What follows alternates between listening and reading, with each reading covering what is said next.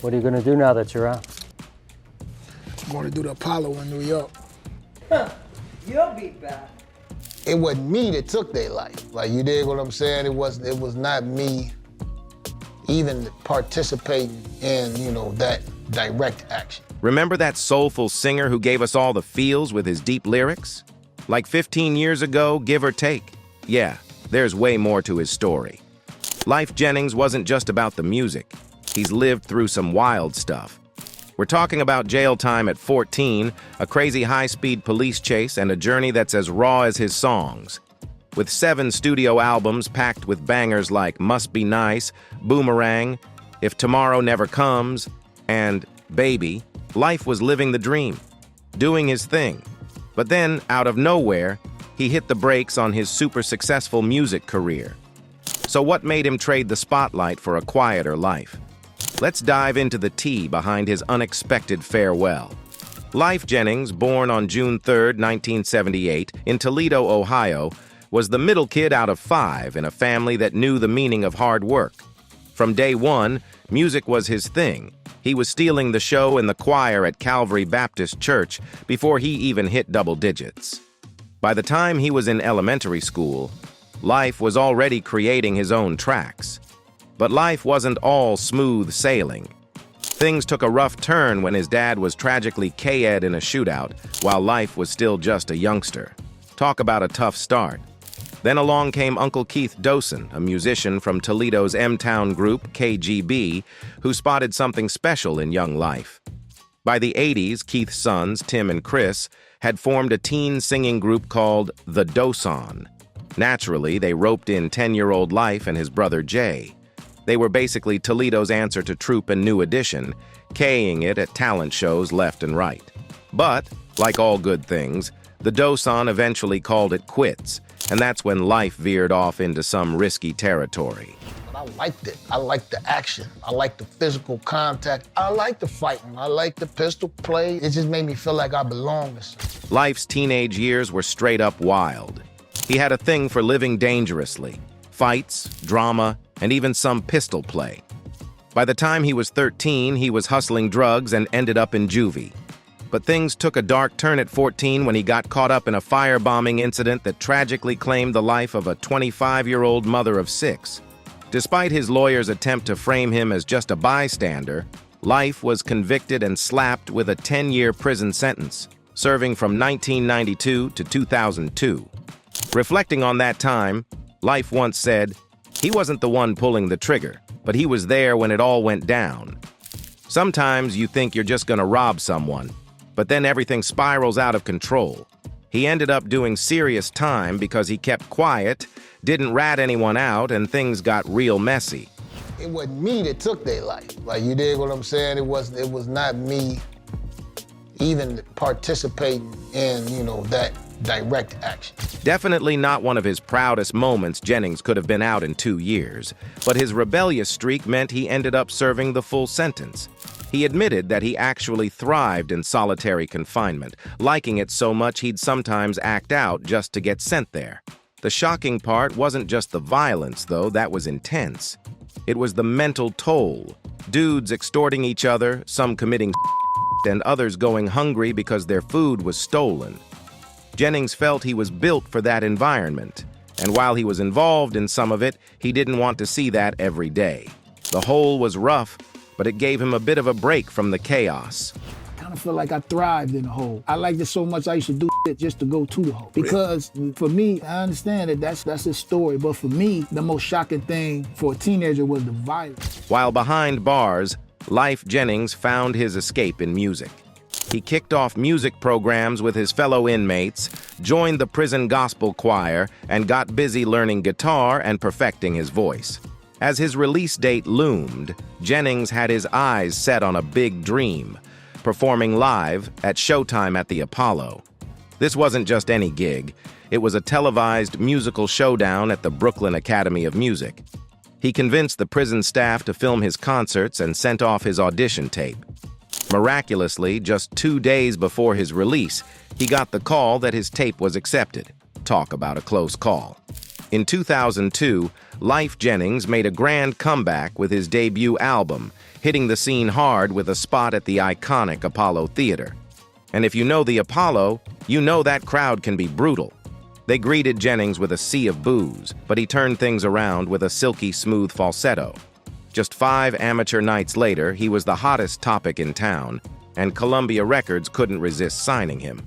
By August 2004, his debut album Lyfe 268-192 dropped, and Must Be Nice became a huge hit.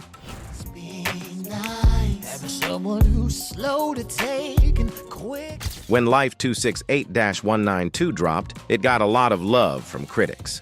David Jeffries from AllMusic thought some tracks were a bit too chatty and felt like listening to an audiobook instead of music.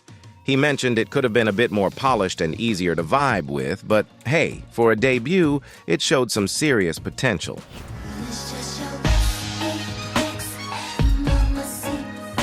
Jennings kept the momentum going, collabing with big names like Alicia Keys, 3 6 Mafia, and Bun B.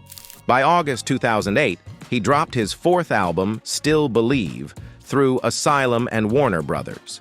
The music game was evolving, and Jennings was right there with it, even though he wasn't exactly scoring platinum. Just when his single was starting to blow up, though, life threw him another curveball. He ended up back in prison.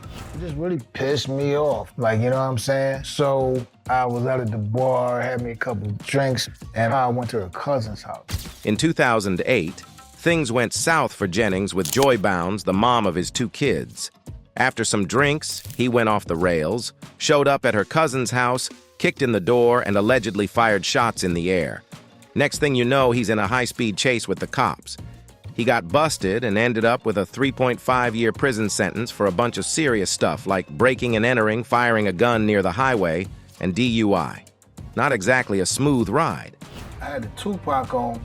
I'm in my drop, and I'm like, man, I don't feel like dealing with y'all today, so I'm just not stopping. Before heading back to prison, Jennings dropped a major farewell on Twitter.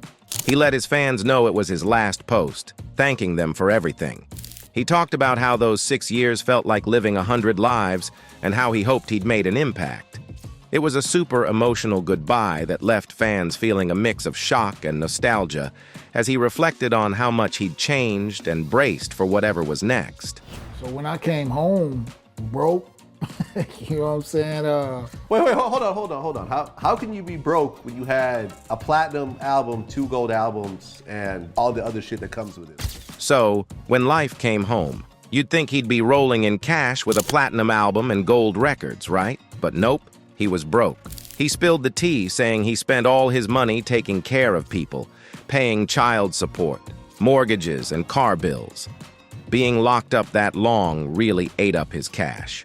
You know, I was still paying on. I still had child support to pay, mortgages to pay, and car and shit. Like, I still had all this shit to pay, and being gone that long, that is a lot of money. Fast forward to October 2013, and Lyfe dropped his album Lucid. But he wasn't done yet. He hit us again in June 2015 with Tree of Life, which he mostly recorded in his own home studio. When asked about his music vibe, he got all deep, saying reinventing yourself isn't really necessary. He just wants to remind us why we fell in love with music in the first place. Is he onto something or just dodging a makeover? Lucid got some solid reviews from critics. Andy Kellman over at AllMusic gave it 3 out of 4 stars and praised Lyfe for sticking to his mature R&B vibe while adding a fresh twist. He's got this knack for telling stories and sharing life lessons, which makes his music stand out. The track Rock is a standout, with a sleek, modern groove that really shows off his style. Even though he's got a new crew of collaborators this time around, including Brandon Hodge and producer LaShonda Baby Girl Carr, the album feels like a smooth evolution for Lyfe, who's still got plenty to say. In February 2016, Lyfe tied the knot with German model Gwendal Scharkowski, and they even had a son together. But get this, just 41 days later, Gwendal filed for divorce. He kept it pretty low-key, saying it was more of an arrangement than a fairy tale romance. Here's the juicy bit. Lyfe has 6 kids with 5 different baby mamas. When asked if he wanted more, he shut that down quick, saying, "Hell no. Raising kids is pricey after all." But just when you think you've got the scoop, another son made his debut after this interview. Talk about a plot twist. Lyfe also took a detour into reality TV, thanks to Carly Red's smooth talking on Love and Hip Hop Atlanta. He thought the show was for artists who were done with their careers. But after they revamped the concept, he gave it a shot.